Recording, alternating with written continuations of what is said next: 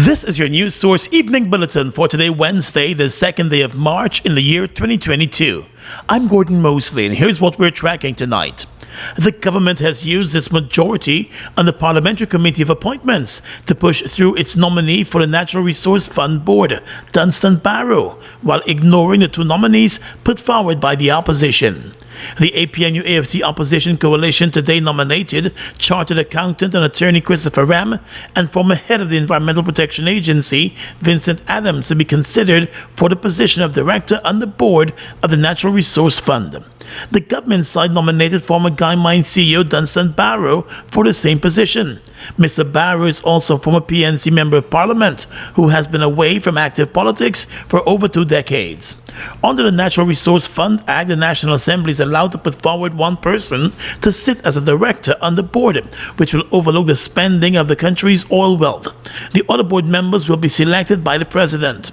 The opposition members on the Committee of Appointments walked out of the meeting this afternoon as it became clear to them that the opposition's nominees were going to be ignored and the government would use its majority on the committee to ensure its nominee is the person who will be put forward for the position.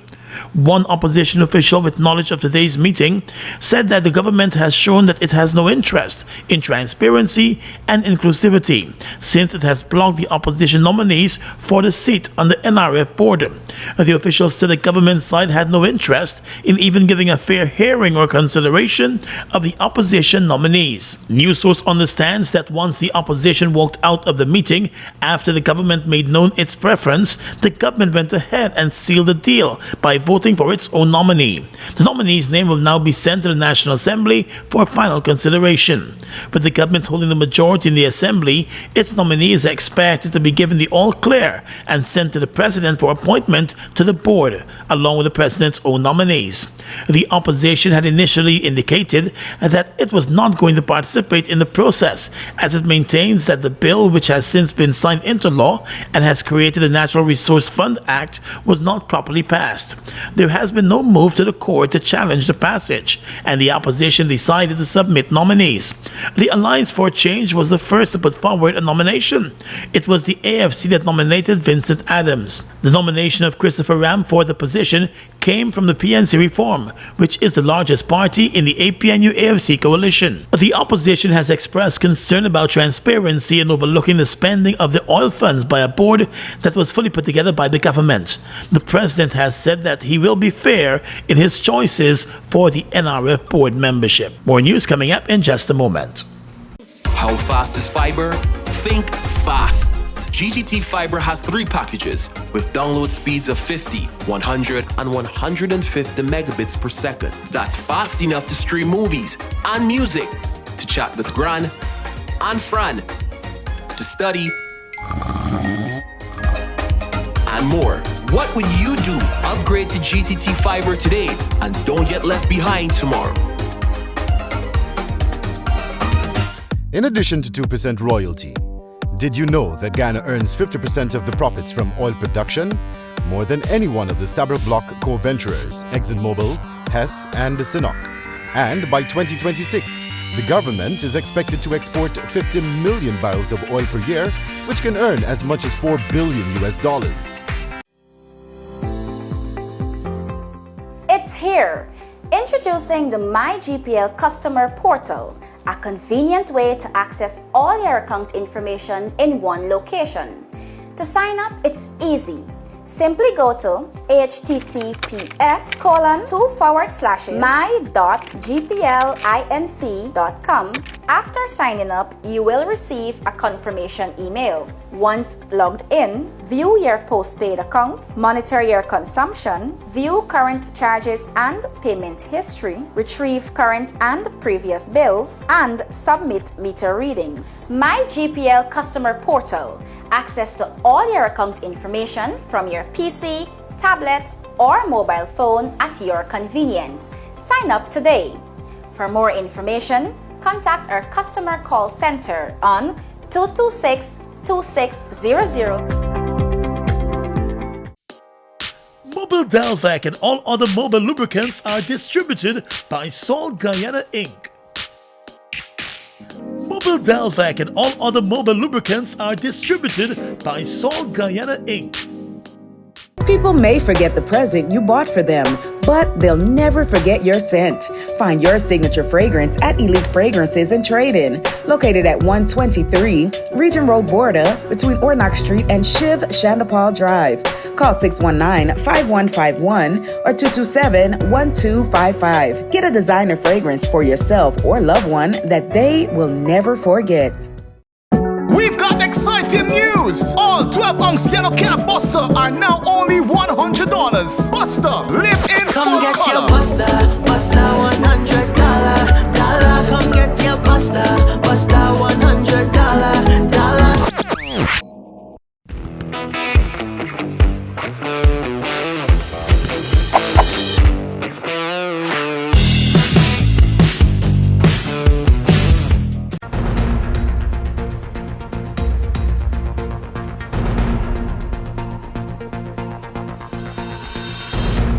Welcome back. The Ministry of Health has reduced the use of the Russian-made Sputnik V vaccine as more persons opt for the other brands of vaccines against COVID-19 that are available. The Sputnik vaccine is still to receive the approval of the World Health Organization. Several countries, including some in the Caribbean, do not recognize the vaccine for travel purposes, and that has forced some already vaccinated persons planning to travel to get revaccinated. Minister of Health Dr. Frank Anthony revealed today that with the availability of other brands of vaccines in Guyana, more persons have been turning away from the Sputnik brand. He said the Ministry of Health has acknowledged the issue and is therefore administering the other brands more. We have now eased off from the Sputnik vaccine, but we do have for the persons who got their first dose, for them to get second dose. But persons have been coming back requesting boosters that are different, so we have been giving that. The Sputnik vaccine was widely administered in Guyana, with more than 200,000 persons being fully vaccinated with Sputnik. During the height of the pandemic last year, it was the only vaccine readily available. But since then, Guyana has been able to procure other vaccines. Now persons can access the Pfizer vaccine or the Johnson & Johnson jab as their booster vaccine if they were administered the Sputnik. Most people are not now requesting that. So most people, when they come, they either want to get a Pfizer or a J&J, and so we've been administering that. The health minister made it clear that the Sputnik vaccine is still safe. He said those persons who were administered the first dose need to return to their clinics or the Ministry of Health for the second dose. While we encourage people to get first dose, we also want those who have already gotten their first dose to make sure they come and get second dose, because the process is not completed unless you get both doses. And then even with both doses now, after about 5 months, you really need to get the booster, because without that booster, what all the studies have shown is that you'll have a weaning of your immunity, and therefore you really need to get your booster shots. Almost 85% of Guyana's adult population has been administered a first dose of one of the COVID-19 vaccines, while 64% of the country's adult population is now fully vaccinated. The United Nations General Assembly has voted to rebuke Russia over its invasion of Ukraine and has demanded that Moscow stop the fighting and withdraw its military forces. The move by the UN aims to diplomatically isolate Russia at the world body. Guyana voted in favor of the resolution. Guyana's permanent representative to the United Nations, Karen Rodriguez-Burkett, told the UN General Assembly yesterday that the situation in Ukraine represents a global threat. The aggression against Ukraine is a threat to the region and countries everywhere. The government of Guyana therefore supports the efforts of the United Nations Secretary General to bring a speedy resolution to the situation in Ukraine and seize the threat to international peace and security. In this regard, the government of Guyana fully supports the resolution before us. While General Assembly resolutions are non-binding, they carry political weight. Nearly half of the 193-member General Assembly, including Guyana, signed on as co-sponsors of a draft resolution ahead of the vote. The government of Guyana is gravely concerned over the recent military intervention by Russia in violation of the territorial integrity and sovereignty of Ukraine, and calls for an immediate cessation of hostilities and a return to diplomacy. Guyana deplores the threat or use of force in the conduct of international relations and urges a peaceful resolution of the differences that currently exist, in consonance with the rule of international law and the provisions of the United Nations Charter. Rodriguez Burkett told the General Assembly that the current military action in Ukraine is contrary to the principles of respect for territorial integrity, sovereignty, and the non-interference in the internal affairs of another sovereign state. The Guyana Elections Commission has announced that it will commence the registration of eligible persons from next Monday across the country. The exercise will conclude at the end of May. Specifically, the Commission was quick to note that persons who applied for registration during the house-to-house registration process, which was scrapped, must reapply. The Commission did not explain in its release its decision not to use the data from the house-to-house registration process. But it said the registration exercise is of crucial importance to those persons who have been first-time applicants in the 14 years to 18 years category who were captured during the 2019 house-to-house registration. The Commission said all such persons are required to note that their application for registration has been cancelled. Therefore, those persons are required to reapply for registration during the new registration exercise, which begins on Monday. The Commission also said when the exercise kicks off next week, any person who will be 14 years and older by the 31st of October this year and is a Guyanese citizen by birth, descent, naturalization, or is a citizen from a Commonwealth country living in Guyana for 1 year or more can apply for registration, providing that the person was never registered before. During the exercise, the Commission will also facilitate existing registrants who are desirous of updating their information and records, such as a request to correct or change their names, date of birth, occupation, and update their addresses. Persons who are desirous of conducting any registration must present their birth certificate and any other form of identification. They must also provide proof of having been fully vaccinated against COVID-19 in order to gain entry to the GCOM registration offices. In cases where applicants are not vaccinated, a negative PCR test taken within 72 hours will be accepted, the Elections Commission said. Let's tell you now that days after the minister responsible for finance sought to allay fears about the Amila Falls Hydropower project, Vice President Bharat Jagdeo has joined the choir against criticism of the project. In a state media interview, Mr. Jagdeo said the government is not daunted by criticisms of the project, since he believes it will be good for Guyana.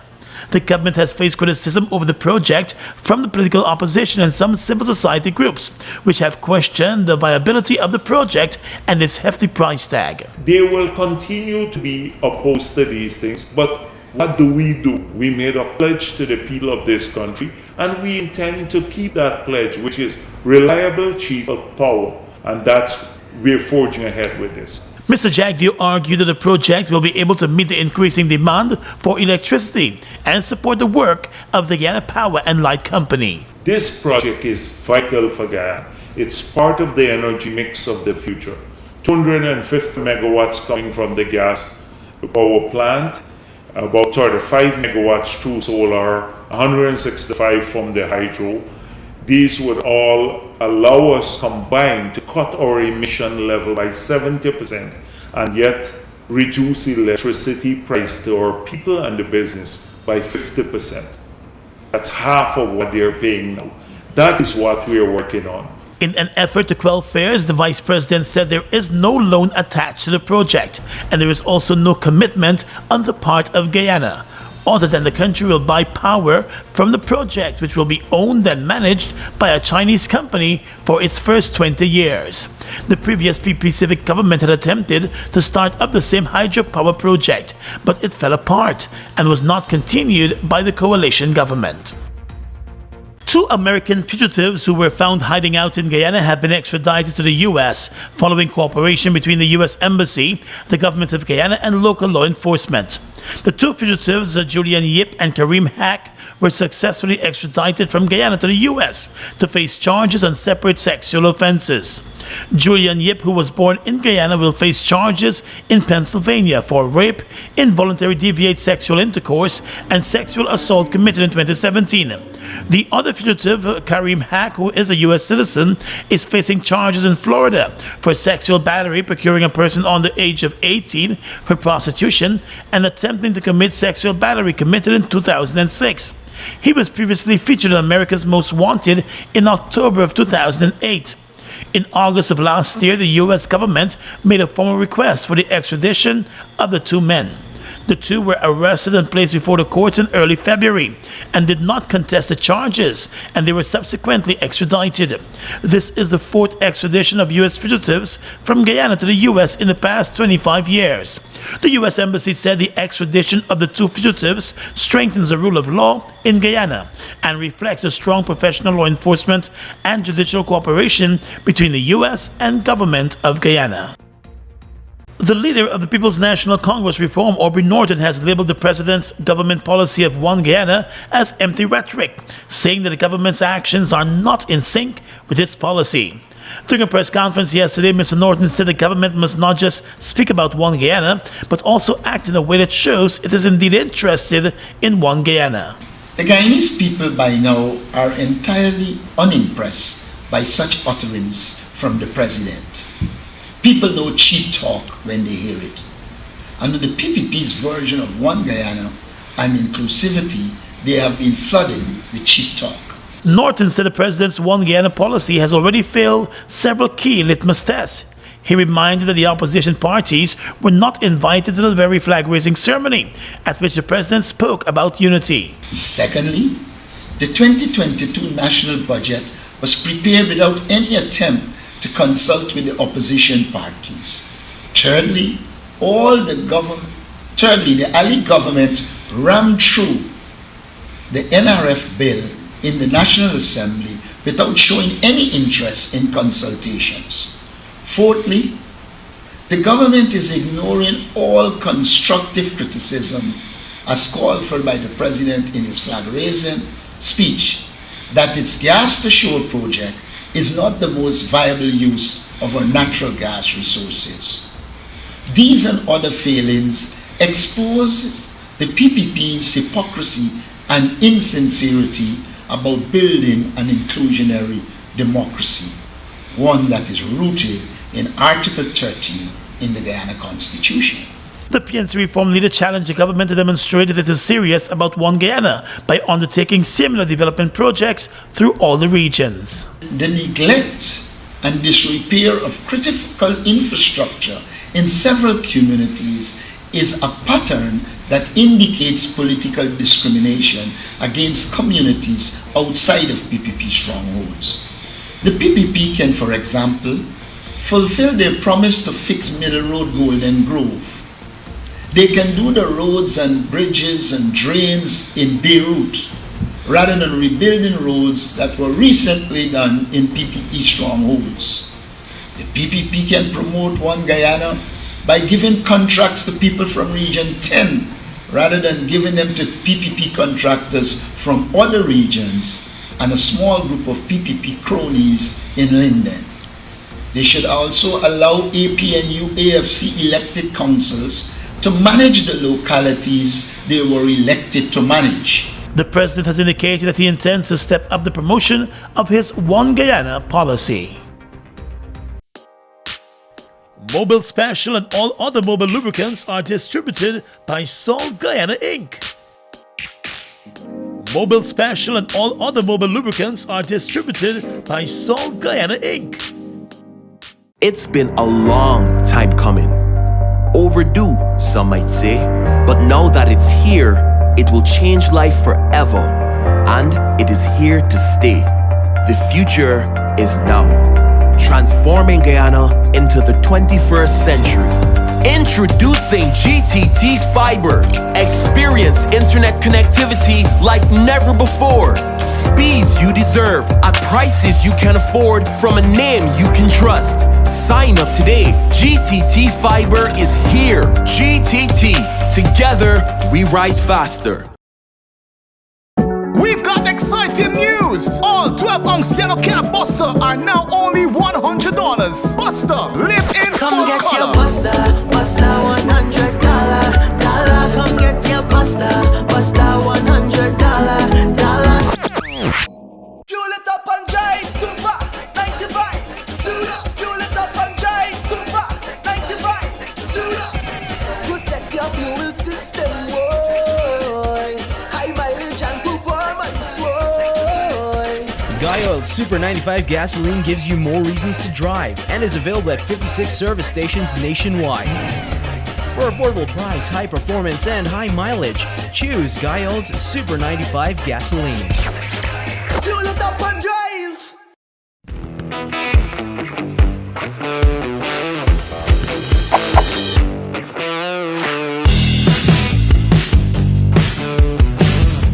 Across the region tonight, Prime Minister of St. Vincent and the Grenadines, Dr. Ralph Gonsalves, has told Russian leader Vladimir Putin that as a long-standing friend of the Russian Federation, he's deeply disturbed at a special military operation into Ukraine.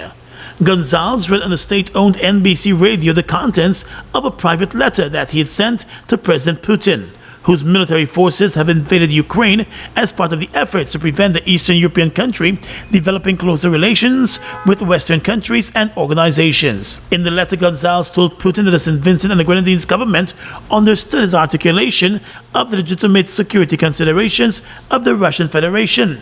However, he stated that Putin's government's stance on the matter at hand, taken at its highest in their favor, cannot reasonably justify the special military operation upon which Russia has embarked. Gonsalves told the Russian leader that he has been listening carefully to the views of the leadership of countries globally, and he believes that Russia needs to withdraw. Costa Rica's Congress has passed a bill which will legalize the use of marijuana for medical purposes and allow its cultivation for industrial use.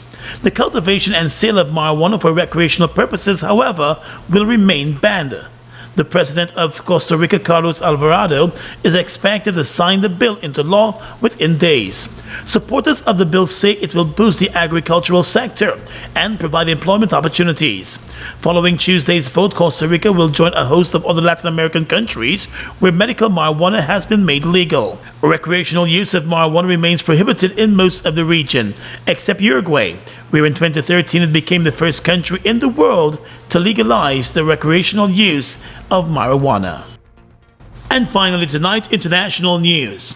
The number of new COVID-19 cases reported globally dropped by 16% last week, marking a month-long decline in COVID-19 infections, according to the World Health Organization. In its weekly report on the pandemic issued late Tuesday, the UN Health Agency also said that deaths fell by 10%, continuing a drop in fatalities first seen last week. WHO said there were more than 10 million new cases and about 60,000 deaths globally. The Western Pacific was the only region where COVID-19 increased, with about a third more infections than the previous week. Deaths rose by 22% in the Western Pacific and about 4% in the Middle East, while declining everywhere else. The World Health Organization said the Omicron variant remains overwhelmingly dominant worldwide. In the past month, none of the other worrying variants, including Beta, Gamma, Lambda, or Mu, have been reported, although WHO said there were surveillance challenges in many countries. And that's your News Source Evening Bulletin for tonight. I'm Gordon Mosley, reporting and encouraging you to stay safe.